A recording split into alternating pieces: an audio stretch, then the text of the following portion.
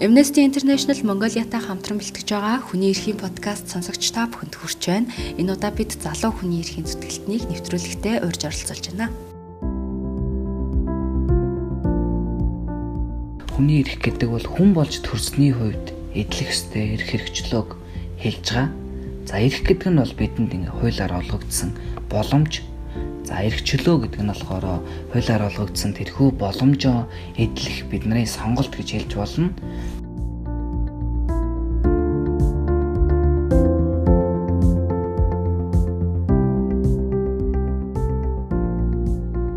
Сайн байна уу? Урилга хүлээн авсанд маш их баярлалаа. Өөрийгөө манай сонсогчдод танилцуулахгүй юу? За сайн байна уу? Энэ өдрийн мэндийг хүргэе.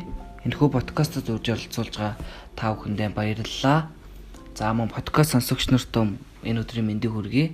Намайг Ганбаярын Сүхбат гэдэг хүний эрхийн активист, сургагч багш. Amnesty International-ийн мөн залуу идэвхтэн гишүүн байна. Нийгмийн маш идэвхтэй хөвгтэйсэн баг тийм ээ. Яагаад хүний эрхийн чиглэлээр ажиллах болов энэ талаараа? За хүний эрхийн чиглэлээр бол сурагч байхаас айгүй хүүхдийн оролцооны байгууллага гэдэг байгууллагт байсан. Тухайн үед манай хүүхдийн оролцооны байгууллагад хүний эрхийн сургалтыг ордог байсан. За тэгээ энэхүү сургалтын үндсэн дээрээс бол хүний эрхийн чиглэлээр тодорхой хэмжээний мэдлэгтэй болсон. За тэгээд оюутан болоод бүр илүү их идэвхтэй яг энэ чиглэлээр мэрэгжилтэй маань холбоотой нэг талаараа нөгөө талаараа яг нийгэмд залуучууд өөрсдийн гэсэн одоо тодорхой хэмжээний хувь нэмрээ оруулах хэрэгтэй гэж боддог. Тэгээ энэхүү үндсэн дээрээс хүний эрхийн чиглэлээр үйл ажиллагаа явуулдаг Amnesty International-ийн гишүүн болж үйл ажиллагаанд оролцсноор миний энэ хүний эрхийн чиглэлээр тууштай идэвхтэй явах болсон нэг шалтгаан мань болж байгаа. Өнгөрсөн хугацаанд ямар компанид ажил дээр гар бие оролцож байв? Амжилттай үр дүнтэй болсон ажлуудаасаа хуваалцвал. За өнгөрсөн хугацаанд Amnesty International-ийн сүүлийн 3 жилийн компанид ажлуудад бол ямар нэг байдлаар гар бие оролцсон. За эдгээрээс дурдвал зоригтон компанид ажил, орон байртай байх эрх, за хүний эрхийн боловсролыг түгээх, миний бие миний эрх, эрүүшүүлэлтийн эсрэг компанид ажил гэх мэтчлэн компанид ажлуудад бол сурагч багшаар за энэ компанид ажлын талаар мэдлэг мэдээллийг олон нийтэд түгээх, за залуучуудыг эдгээр компанид ажлуудад оролцуулах, бодлогын хэлцүүлгүүдэд оролцуулах гэх мэтчлэн ажлуудад бол идэвхтэй хамрагдаж ирсэн. За зарим ажлуудыг зөндөө өөрийн биеэр зохион байгуулах, илүү санаачлах төвшөнд зөндөө байсан. Амжилттай болсон ажил гэвэл за яг ирээдүйн хойчийн эрхийн асуудлаар уур амьсгалын өөрчлөлттэй холбоотойгоор залуучуудад яг ирээдүйн хойчийн эрхийн талаар мэдлэг мэдээлэл түгээх, за уур амьсгалын өөрчлөлт гэж яг юу болох талаар мэдлэг мэдээлэл түгээх сошиал компани ажлыг бол өрнүүлсэн. За энийг бол яг Amnesty International-ийн 5 залуу хамтраад санаачлаад хийх хэрэгтэй байна. Залуучуудад бол мэдлэг мэдээлэл шаардлагатай юм байна гэд эхний шатны үйл ажиллагаа бол өрнүүлчихэд байж байгаа. За энэ бол тодорхой хэмжээнд бол бүх залуучуудад танигдсан гэхээс илүү тодорхой хэсэг бүлэг яг энэ чиглэлийг мэддэг. Яг бидний эргэн тойрны нэг 3,000 залуучууд бол мэдсэн гэдэгт бол бидэд итгэлтэй байгаа. За яг энэ ирээдүйн хойчийн эрхийн чиглэлээр бол Монгол улсад үйл ажиллагаа явуулж байгаа. За иргэдэд мэдлэг мэдээлэл өгж байгаа байгууллага бол яг ховор юм байна гэж бидэд харсан. За тэр дундаа хүний эрхийн нүдээр харж тийм ээ хүний эрхийн асуудал юм байна гэдгийг мэдэж олон нийт рүү чиглэсэн үйл ажиллагаа явуулж байгаа байгууллага бол байхгүйсэн. Тийм учраас яг бид нар энэ ажил дээр илүү ханцуу шамлан орсон. За тэгэхээр энэхүү ажлын үр дүнд бол ингээд тодорхой хэмжээний залуучууд одоо иргэний нийгмийн байгууллагын гишүүд бас энэ чиглэлээр бидний ажлыг бас мэддэг болж байгаа. Энэ бас тодорхой хэмжээний үр дүн юм болоо гэж хараад байгаа. За энэхүү ажлын үр дүнд бол тодорхой хэмжээний залуучууд иргэний нийгмийн байгууллагын идэвхтэн гишүүд яг энэ чиглэлээр мэдлэг мэдээлэлтэй болсон нь бас харьцангуй үр дүн юм болоо гэж хараад байгаа. Нэгдүгээр гэх юм бол хоёрдугаар тэгвэл бас бид бүхэн яг энэ ажлыг хийх явцдаа уур амьсгалын өөрчлөлтийн талаар дан ганц бид нар ингээд олон нийтэд мэдлэг мэдээлэл хүргээд бол хангалтгүй юм байна. За судлаачид за тэрдсэн маяг энэ чиглэлээр public awareness хүмүүс гарч бас судалгаа шинжилгээ бас хийх, за тэр хүмүүстэй бас хамтран ажиллах шаардлагатай гэдгийг бас ойлгоод байгаа. Сүүлийн үед хамгийн их анхаарал хандуулж үзэл бодлоо илэрхийлж байгаа хүний эрхийн асуудал тань яг юу байна вэ? За сүүлийн үед хамгийн их анхаарал хандуулж үзэл бодлоо илэрхийлж байгаа хүний эрхийн асуудал бол яхахгүй сурч боловсрох эрхийн асуудал байгаа. За тэр дундаа оюутан залуучуудын сурч боловсрох эрхийн асуудал байгаа. За энэхүү асуудал дээр бол бид бүхэн 2019 онд ковид гарснаас үүдэн 2020 оны 1 сарын 27-оос бүх шатны сургалтын байгууллага онлайнаар болон цахимаар орж эхэлсэн. За үүнтэй холбоотойгоор бол нэлээдгүй оюутан залуучдын өмнө асуудлууд гарч ирсэн. За энэ асуудлыг бол олон улсын сурч боловсрох эрхийн 4 агийн зарчимд нийцүүлэн дүн шинжилгээ хийж тодорхой зөвлөмж шаардлагуудыг бас холбогдох байгууллагууд нь хүргүүлж ажилласан. За мөн эдгээрийг илүү дэлгэрүүлбэл орон нутгийн оюутнууд Улаанбаатар хотод танхимаар ордог байсан бол орон нутагтаа очсноороо интернетийн сүлжээний асуудал, за мөн сургуулийн захиргаанаас энэхүү цахим сургалтын үр дүн муу, за дээрээс нь оюутан залуучууд хангалттай хэмжээний мэдлэг олохгүй байна гэдэг асуудлууд бол нэлээдгүй гарч ирж байсан. За энэхүү асуудал дээр бол бид бүхэн нэлээдгүй олон сонголтууд гарч ирж байсан. За цахим сургалттай холбоотойгоор жигсаал цуглаан хийх ч юм уу тийм ээ, олон нийтийг ингэж буруу зүйлд гэхээс илүү сургуулийн захиргаа руу төрхрөх ч юм уу тиймэрхүү сонголтууд бол байсан. Гэхдээ бид бүгд бол хүний эрхийн мэдрэмжтэй, за нэгдүгээр, хоёрдугаар гэх юм бол тийм ээ, олон нийтийг ингээ буруу зүйлд торхирох эсгөө, за ковидын үед жигсах эсгөө ч юм уу гэх мэтчлэн нөгөө илүү их ямар зүйл хийвэл илүү үр дүнд хүрэх ёстой вэ? За жигсаад маргааш нь шууд цахим сургалт нь сайжрах уу? Аль эсвэл тийм ээ, сургуулийн захиргаагаа муу хэлээд ч юм уу сургуулийн захиргаа руугаа сөрөг дайралт хийлээгээд энэ сайжрах уу гэдэг дээр бол бид бүхэд сайн бодсны үндсэн дээр зөвлөмж болон шаардлагуудыг хүргүүлэх хэрэгтэй юм байна. Хоёрдугаар гэх юм бол бид бүхэн илүү шийдэлтэй хандах хэрэгтэй юм байна. Оюутан залуучууд асуудлыг зүгээр яриад өнгөрөх бас тийм ээ, шийдлийг санал болгож тухайн сургуулаа захиргаатайгаа хамтраа цахим сургалтыг сайжруулах тал дээр арга хэмжээ авах хэрэгтэй юм байна гэдгийг ойлгосны үндсэн дээрээс бид нар энэхүү зөвлөмж болон шаардлагуудыг ингэж хүргүүлсэн. За дээрээс нь бид нар бас данга зөвлөмж болон шаардлагуудыг хүргүүлээд зогсохгүй. За энэ зөвлөмж болон шаардлагуудыг ямар байдлаар тийм ээ сургуулийн захиргаа тусгаж авч байна гэдэг дээр бас судалгаа хийж аль сургууль дээгүүр ямар багш нар хичээлээ орохгүй байна гэдгийг бид бүхэн судалгаа авч, за одоо чинь Монгол Улсын их сургууль дээр ихэд тийм багш хичээлээ орохгүй байлаа гэхэд Монгол Улсын их сургуулийн бүх багш нар хичээлээ орохгүй байна гэж хэлж болохгүй.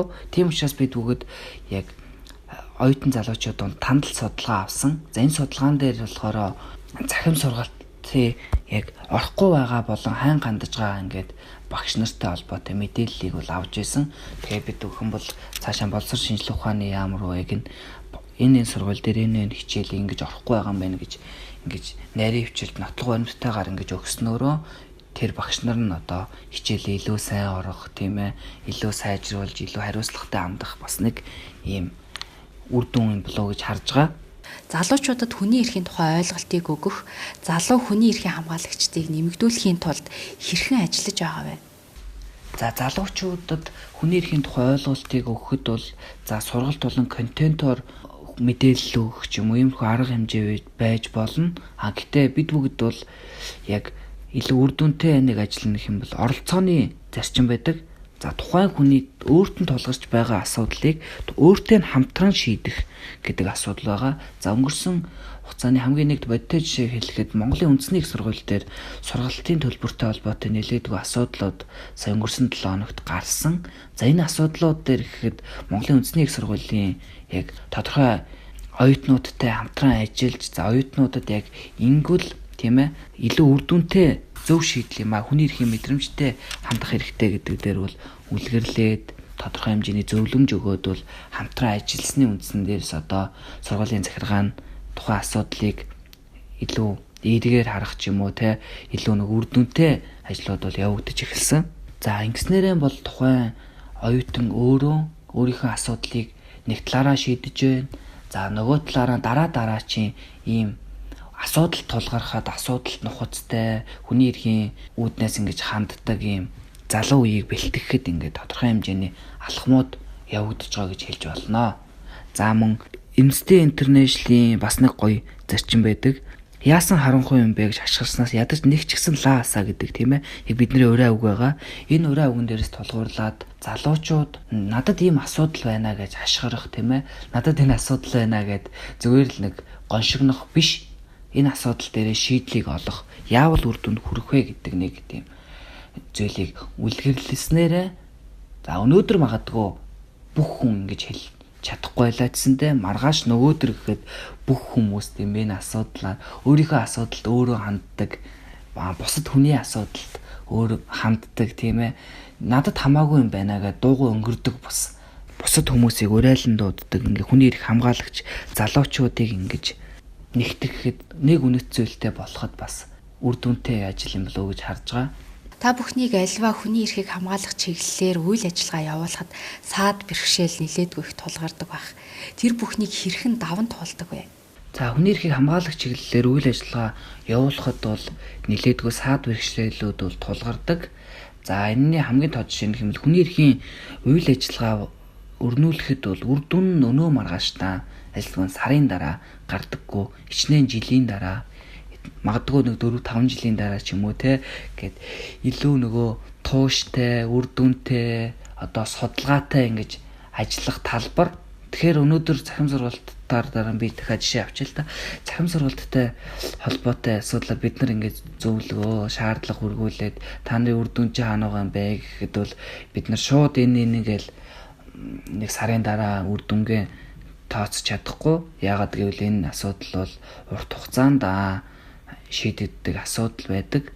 За нэг талаараа тэр байна. Нөгөө талаараа бас одоо хэн нэгэн этгээдийн ажиллаа хийгээгүй улмаас хүний эрхийн зөрчил гардаг. Тэгэхээр тэр хэн нэг этгээд нь магадгүй тэр эрх бүхий албан тушаалтан за одоо тодорхой байгууллагын эрх бүхий субъектүүд ч юм уу байх магадлал өндөр байдаг. За нэг талаар тэр байна. Нөгөө талаараа хуулийн болон за бодлогын оновчгүй шийдлүүдээс болж хүний эрх зөрчигдөх асуудлууд гардаг.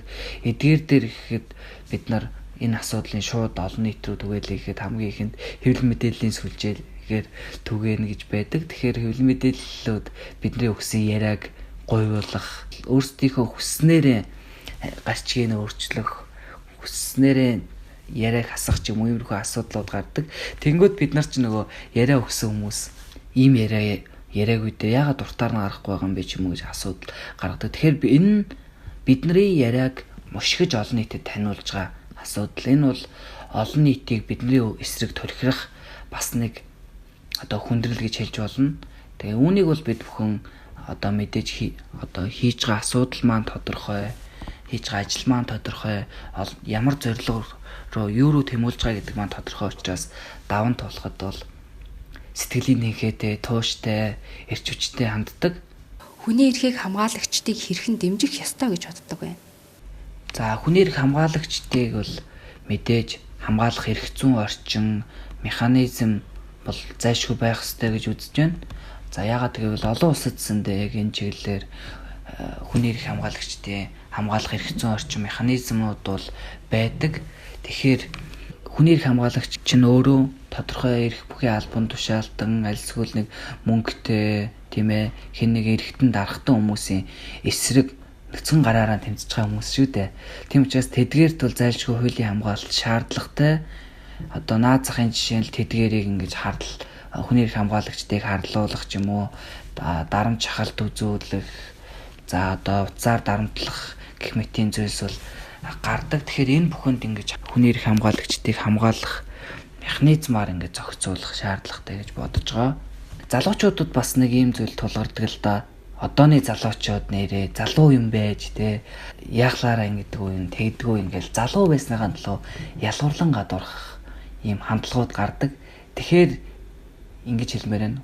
Та баянч вэ, ядууч вэ, улсын хурлын гишүүнч вэ, те аль нэг сайд дарганч вэ, энгийн нэг жирийн иргэнч вэ, хөгжлийн бэрхшээлтэй иргэнч вэ, бэлгийн цөөнхч вэ, үндэсний цөөнхч вэ, хэн байхаасаа үл шалтгаалаад хүн бүр яг адил тэгш эрхтэй байдаг шүү.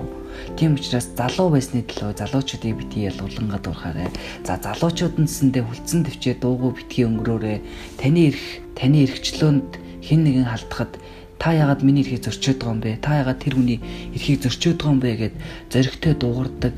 Энэ чиглэлээрээ зоригтой манлайлдаг, бусдыгаа урайдлан дууддаг байгаарыг хэлмээр байна. Хүний эрхийн чиглэлээр хэрхэн ажиллаж байгаа талаараа анхаарал хандуулж буй хүний эрхийн асуудлаар санал бодлоо хуваалцсанд баярлалаа. Цаашдын ажилд нь амжилт хүсье.